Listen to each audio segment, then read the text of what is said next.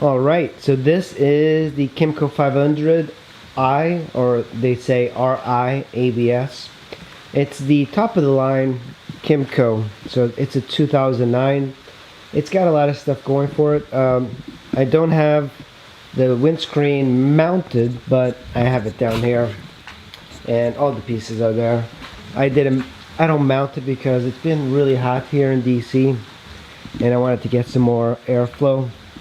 So I just wanted to kind of take you over the bike. If you decide to buy it and you come from Connecticut, you know, I want to make sure you get exactly what you are seeing. So it's got an aftermarket exhaust, and it's pretty loud. You'll hear it in a moment. I wrapped the header with a wrap because this thing creates a lot of heat, and it's got two holes here. That's where the shielding would be, but I think the previous owner just removed it, which I don't quite like. And I do have another bracket for the exhaust, but I find that I just use this from I used to have an R1, so I use that for that. The shocks, they're adjustable. I actually adjusted them yesterday, and there's these holes here, and it's so dark, so it's a pretty bad day out there today. So you just put it into these holes, and then you adjust it. So if you want to loosen it, it's one way, harden it another way.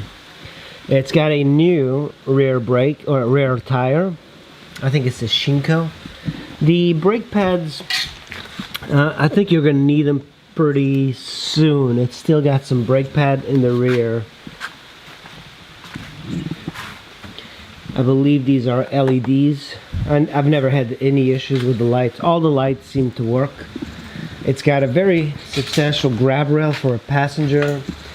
You have a mounting here for a top box.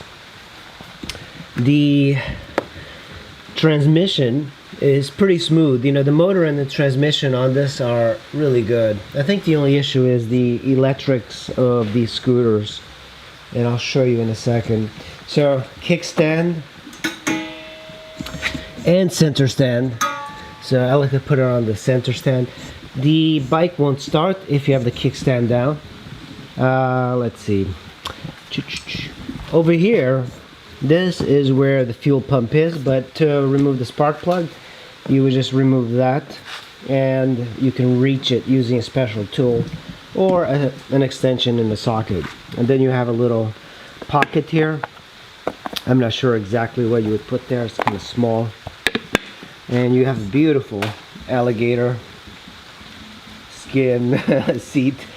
I don't know. I prefer the stock one, but this one's kind of growing on me. And the key, this is a lockable storage compartment. It's pretty good. You can put your wallet. This one is not lockable at all. So to open up the seat, I think I have it open. No, yeah, I do have it open. So I'm gonna close it. To open up the seat, the key works. You move it to the left, and it opens. And if you move it all the way to the right, the gas cap opens. I actually don't like the gas cap there. Just doesn't make a lot of sense, but that's just me. You have a hook here for your groceries. And of course you have a handbrake. The position for off is all the way down, and the position for on is all the way up. I had an issue with this, and I still have an issue. I haven't tried and fixed it because I don't really need to use it much, but you push it in, you move it up. The problem is when I move it all the way up, it's a struggle to get it back down. It's as if there's something stuck in the brake. I don't quite understand it. I think it's just bad engineering by Kymco, so I just leave it on the on position. Also, with the key, you have this, which is like a safety sort of thing, so you can put the key through here and you can lock That way you can't put the key on here. And then to undo it, you just turn it around and you do that.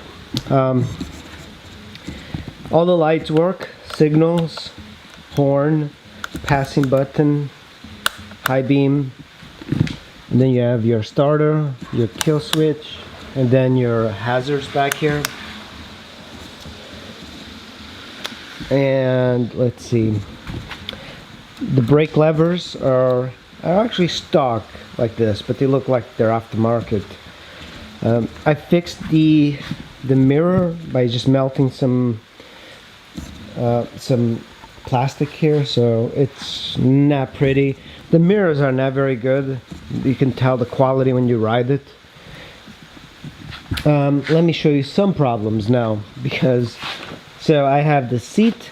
One of the issues that I had just recently, just yesterday, one of these bolts broke that holds the seat, and it started like moving sideways, so it's only on there by one bolt. So I removed the strut, and the strut works. It's this thing. I just removed it and I have it here so you can see all the trash. The light here works, but I removed the light bulb. It's in, the bulb is actually in here somewhere, so when you open up the seat, that will light up. And you have a 12-volt cigarette lighter here to charge your phone, and here you have a phone holder, so you can put your phone here and then charge it over here. It's kind of clever. And let's see, the battery is here. The battery works fine, no issues with the battery. And this is where I removed the strut to hold the seat. And then here you have access to the throttle body.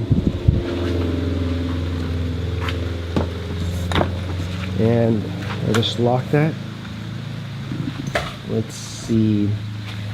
To adjust the valves, you actually have to pull off this cover. So I adjusted the valves. The engine on this actually sits like this. It's fairly easy to work on. To remove the top cover, you actually have to push the engine back, the whole swing arm and everything. Very annoying. Let's look around a bit more. Alright, I guess I should start it. Alright, let's give it a go. So, so the big issue with it is that all of this does not work. At first I thought that the bike was overheating because it was on the hot, but this whole contraption thing is off. And the reason I have this here is that I put the phone, I have an old phone, and I put like a speedometer on here and a trip or GPS, and I put it on here, and that's what I use for getting around. These lights seem to work with the battery, but the modes, the trip, everything just doesn't work, and it really pisses me off because this is actually like $200 on eBay, so it's kind of expensive. But I was considering getting a digital speedometer and just hardwiring it in there, but the cheapest alternative is just to use an old cell phone and use that as your speedometer. But of course you would lose the engine lights and turn signals and all of that. So all the turn signals work. So let's go ahead and start and make sure you have your kickstand off. Oh, also I hardwired the fan switch onto here so you can turn it off and on. I just like to have it on, whatever. You have to push the brake and then the start, and it's usually like a little, it's hard starting, but it'll start.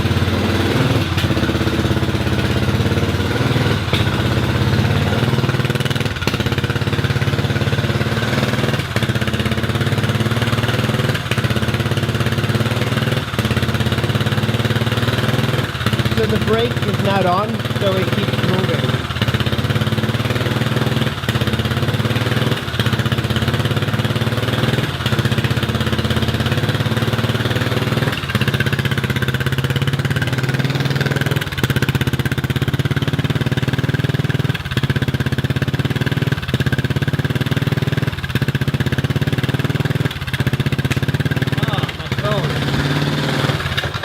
torque crack.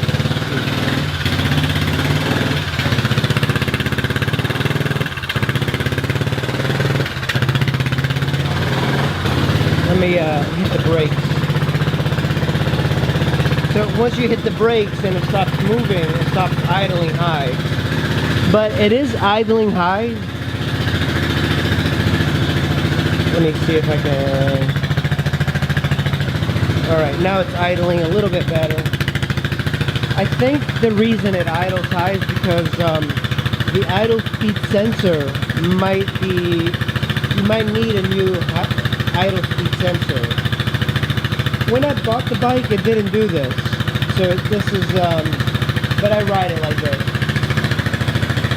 So let's look in the front here. Lights work. Turn signal.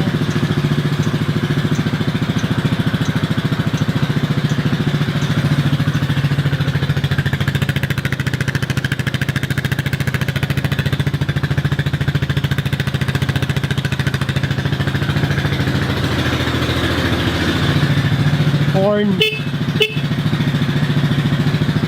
High beam. Passing light.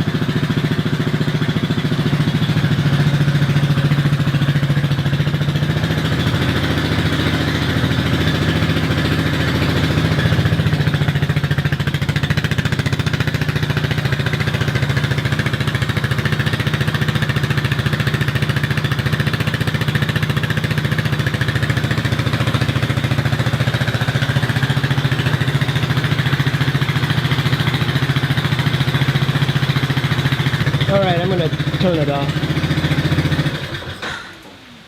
Takes a little time and then it shuts off. So the bike runs and it stops and does everything that it should.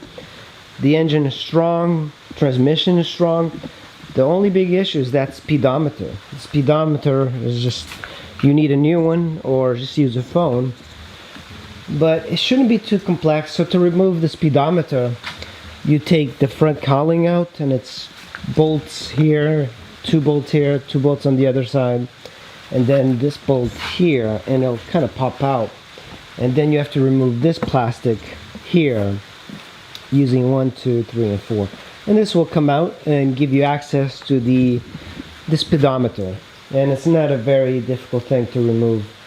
But anyway, let me show you a ride I did yesterday on the scooter before we started getting these storms. And I think you'll see that the bike rides fine, but yeah, thanks for watching. I think that's the limit of cornering on this bike. Also, one thing I did, I adjusted my rear suspension, so I don't know if I made it soft or hard, but whatever I did, I went 3 clicks. The rear... Right, I am hearing some storms.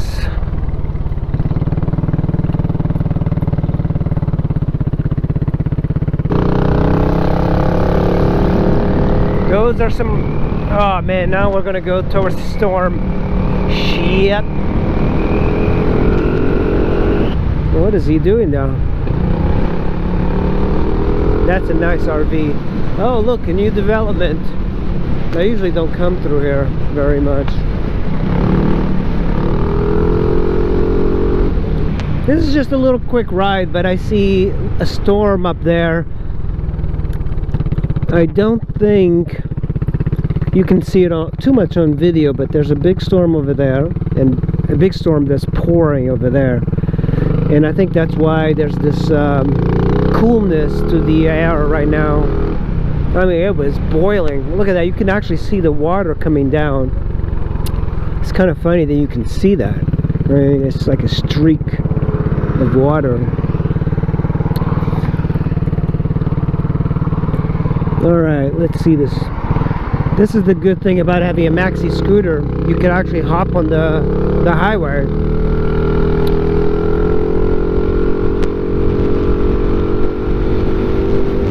Click it or ticket, man. Look at that. I'm up to speed already. 61 miles an hour.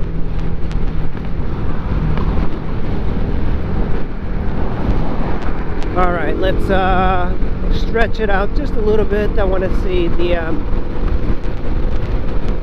this skies always look really cool when it's storming somewhere. 65 miles an hour. Let's just do a little bit more. 66, 67, 73.